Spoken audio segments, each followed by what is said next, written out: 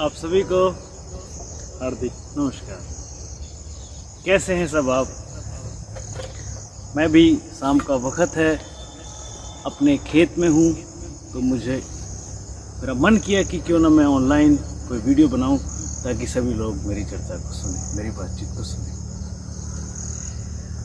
आज की डेट में कोरोना काल ने सभी को अपने घरों में घुसा दिया। इसलिए ही मुझसे लोगों ने आग्रह किया कि मिलने के लिए तो बहुत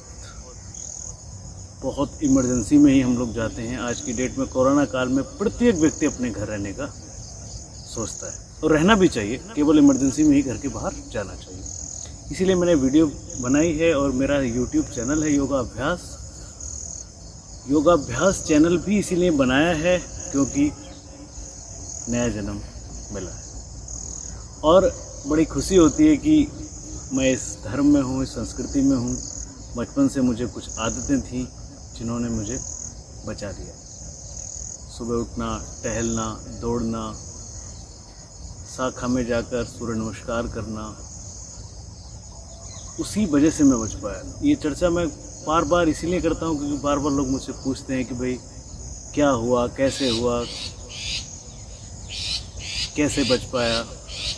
इसीलिए मैं बताना चाहता हूँ और मुझे अच्छा भी लगता है कि अगर ये जानकारी आप सबको होगी तो आप भी अपने मन का, मस्तिष्क का और शरीर का ध्यान रखेंगे। अब आपको क्या बताएं कि हम कैसे हमारी कल्चर धीरे धीरे मिट रही है। आज़ादी के बाद भी मानसिक रूप से हम आज़ाद होने की बजाय और गुलाम होते जा रहे हैं। जबकि मैं खुद गांव का निवासी हूँ, ग्रामीण हूँ, बचपन से मैं गांव में रहा हूँ। तब मैंने पूर्वजों को ऐसे ऐसे कार्य करते देखा था। आज की डेट में जो लोग योगाभ्यास किसी ट्रेनिंग सेंटर में जाएंगे, जिम के अंदर जाएंगे, वो करते हैं। सारी सृष्टि को लोगों ने व्यापार बना दिया। क्या करें? आप देखिए, अभी मैंने जल नीति और सूत्र नीति जब करी तो कई लोग हैरान थे कि तू भी कर लेता है क्या। जबकि सुबह उठ के गरारा करते हुए मैंने खुद अपनी दादी जी को देखा था। वो इतनी बूढ़ी महिलाएं थी, उसके बावजूद जब सुबह उठती थी तो गुनगुना पानी हर हाल में पीती थी। उसके बाद जाने के बाद जब वापस आती थी तो मुंह से वो गुनगुना पानी निकालती थी। तो जब हम लैट्रिन गए तो हमारी अंदर की सफाई हो गई और जब हमने ये गरारा किया तो हमारी बाहर की यानी आंतों की सारी सफाई हो जाती। ये बहुत सुलभ से कार्य थे, एक सामान्य कार्य था। आज की डेट में लोगों ने जो योग को अपनाया है ना, वो केवल और केवल दिक्कत में, परेशानी में। जब उनको अंग्रेजी दवाइयाँ कुछ नहीं करती तब वो पतंजलि जाते हैं, किसी योग सेंटर जाते हैं, किसी वैद्य से मिलते हैं, किसी आयुर्वेदिक व्यक्ति से मिलते हैं कि भाई अंग्रेजी दवाई खाते खाते तो जमाना हो गया, हमें तो अब तक भी नहीं मिल पा रहा। शुगर का मरीज शुगर की दवाई, बीपी का मरीज बीपी की दवाई, तो केवल और केवल उसको व्यापार बना लिया। इलाज करना व्यापार नहीं होता। हम खुद अपने मन से उसे ईश्वर का अवतार ही मानते हैं कि डॉक्टर साहब हम ईश्वर का अवतार हैं, तभी तो उन्होंने हमें बचाया। लेकिन आज की डेट में डॉक्टर का बेटा डॉक्टर, राजनेता का बेटा राजनेता, किसान का बेटा किसान। लेकिन किसान का बेटा किसान ना तो बनता है और ना ही वो बनना चाहता है। क्यों? क्योंकि नौकरी है तो छोकरी है, भले ही जमीन है, भले ही जजात है, कोई दिक्कत नहीं। जब तक आप नौकर नहीं होगे नौकरी नहीं मिलेगी, जब तक आपको छोकरी भी नहीं मिलेगी। इस तरीके से पूरा का पूरा समाज बदल गया। उसे ही तो मानसिक गुलामी कहते हैं। अब आप ये सोचिए कि मैं खुद बड़ा हैरान होता हूँ कि जब विवाह शादी होती हैं तो चर्चाएं होती हैं और इतने लाख रुपए हम देंगे, इतने लाख रुपए हम लेंगे।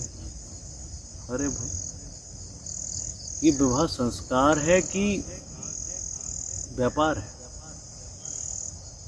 और जबकि हमारे धर्म और संस्कृति के अनुसार जब हमारा किसी के साथ विवाह होता है तो 7 जन्मों का संबंध जुड़ जाता है, 7 जन्मों तक हम साथ ही रहेंगे। लेकिन नहीं, हाँ, जिससे 2 लाख रुपए मिलेंगे, लड़की कैसी भी हो ले लो, और जिसके पास दहेज के लिए कुछ नहीं है, चाहे लड़की कितनी सुरक्षित हो, कितनी खूबसूरत हो, कितनी अच्छी। तो ये सब प्रथा मुझे हैरानी होती है, इसलिए मैं आपसे बातचीत कर रहा हूँ, क्योंकि पिछले 1 वर्ष से मैं एक तरह से केवल और केवल ध्यान केंद्रित रहा। क्यों? मुझे कोई होश ही नहीं, क्या हुआ कैसे हुआ पूरी याददाश्त ही खत्म। और जब घर आकर मुझे होश आया तो बड़ी अजीब तरीके से मुझे कभी कभी अभी भी महसूस होता है कि जैसे मेरा नया जन्म हुआ। क्योंकि चोट लगी, यहाँ लगी, वहाँ लगी, सर में लगी, तो आदमी तो हैरान होता है, आदमी को तो दर्द होता है। मुझे कुछ पता ही नहीं, वो पूरा मेरा सबकॉन्शियस माइंड एकदम गायब। तो ये सब जानकारी मैं इसलिए दे रहा हूँ कि जीवन मनुष्य का अचानक नहीं मिलता है। आपने बहुत जन्मों तक धार्मिक रूप से आप रहे, तभी आपको मनुष्य का जन्म मिला। और मनुष्य जन्म का उद्देश्य आप डिसाइड ही नहीं करते।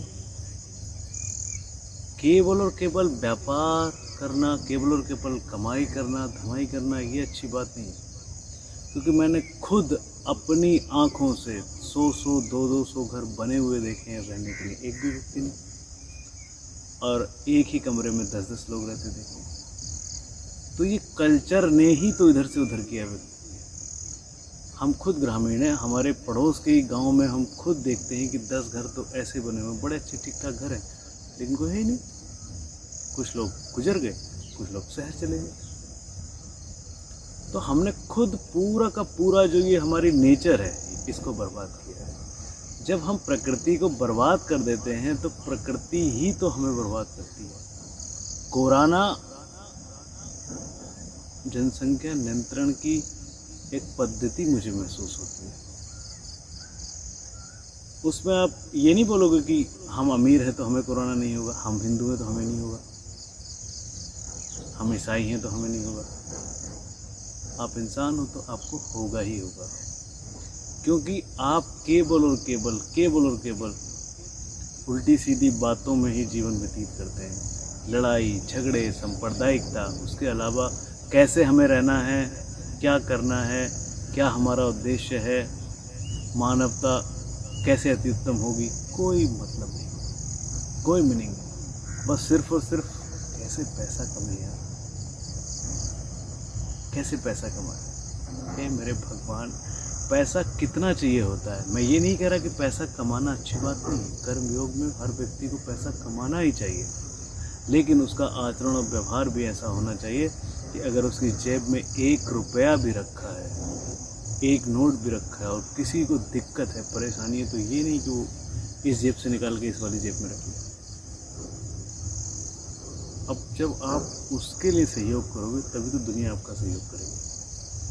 तो ये चर्चा भी इसलिए हो रही है ताकि छोटे छोटे आने वाले बच्चों को आप बताइए, आप उनको सिखाइए ये सब चीज़ें। क्योंकि मैंने खुद बहुत हैरानी से देखा है कि घर परिवार में माँ बाप होते हैं तो जो माता जी हैं वो झूठ बोल रही हैं। किन से? पिताजी से। क्योंकि जो बच्चा छोटा सा वो तो देखता है कि पैसे तो इन पे ज़्यादा हैं, लेकिन पिताजी ने मांगे तो झूठ बोल दिया। ये चीज़ तो रखी थी, पिताजी ने मांगा तो झूठ बोल दिया।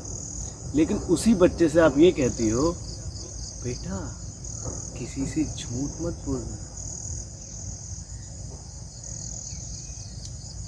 इतने अच्छे अच्छे बच्चे बिगाड़ दिए जाते हैं, बर्बाद कर दिए जाते हैं।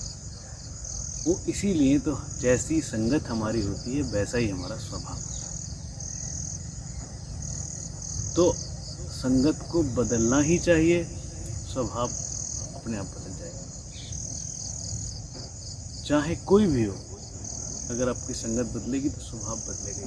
तो आप सभी से मेरी प्रार्थना है कि कृपया आप सब अपने छोटे छोटे बच्चों को संतुष्ट रखें, अच्छा रखें, समझाएं।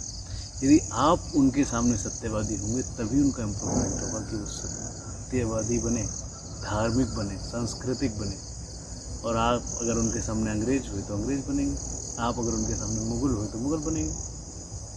तो कृपया भारत का अगर भविष्य आपको तय करना है और आपको महसूस होता है कि भारत अति उत्तम राष्ट्र दोबारा से बनेगा, सुपर पावर बनेगा, तो कृपया सहयोग कीजिए। यदि आप सहयोग नहीं करेंगे तो भारतीय हमेशा मानसिक रूप से गुलाम रहेंगे।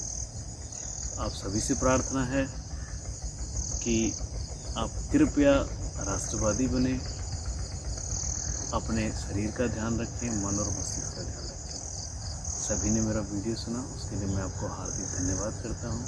किसी भी जानकारी के लिए आप मुझे कमेंट कर सकते हैं, कुछ भी मुझसे पूछ सकते हैं, सुन सकते हैं। मेरे आचरण और व्यवहार की बात, मेरी मानसिकता की बात, क्योंकि प्रत्येक व्यक्ति अलग होता है, सबके माइंड डिफरेंट होते हैं। हमें किसी से किसी की तुलना नहीं करनी चाहिए। यही तो ईश्वर है।